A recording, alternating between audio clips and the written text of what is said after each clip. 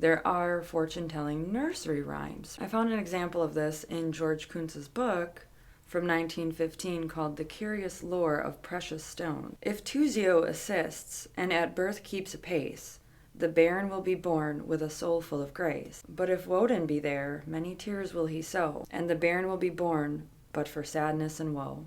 Jove's presence at birth means a long swathe to mow, for if born on Thor's day, thou hast far, far to go. If Venus shall bless thee, thou shalt bless many living, for Frigga's bairn truly is loving and giving. And then for Saturday it says, Saturday's bairn in sweat shall be striving, for Saturn has doomed it to work for a living. So that is just one example. That is a version of this nursery rhyme known as Monday's Child. Due to the correspondences of the days of the week, because they were named after pagan gods, they have different traits associated. Because when you say Frigga's bairn truly is loving and giving, we know that Friday is the day of love in this nursery rhyme because it is also named after Frigga, the goddess of love. Mother Goose is actually based on the Norse goddess Frigga, the All-Mother, who was associated with geese in Germany. Frau Holle, who, when she shakes her feather pillow, that causes the snow, and she's associated with children,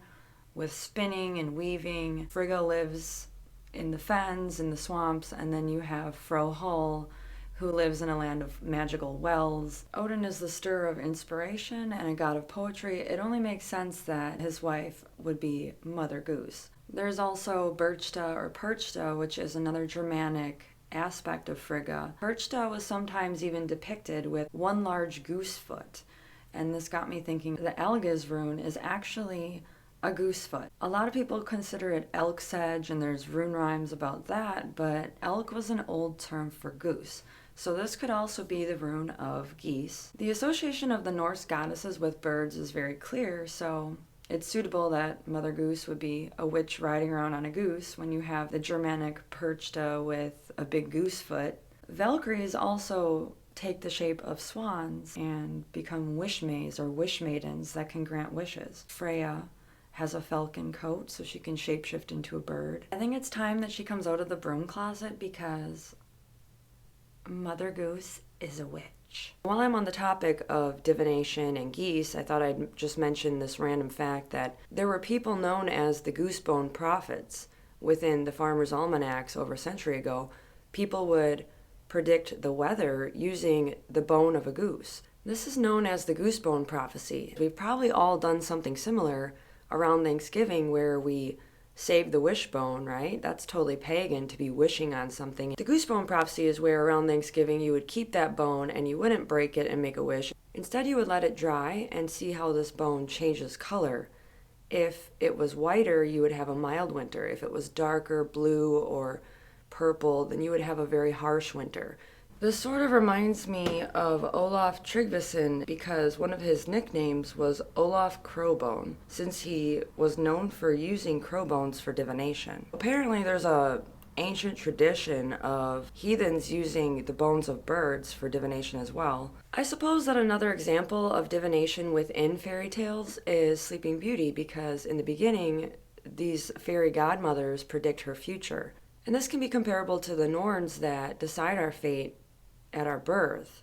I don't know about you guys, but I certainly grew up with Mother Goose tales. My sister and I had this goose that you put a cassette tape under the wing and you get to play different stories like Rapunzel and Sleeping Beauty. So we actually had a goose, a little witchy goose, telling us these things as children. So let me know what you guys think of this. Are there any other examples of heathenish fortune-telling or divination, different methods that you can think of? Wishing you all a happy harvest. Slangafol. We are in such a harvest of occultism today. See, none of the Puritans allowed this Mother Goose garbage to be in their home.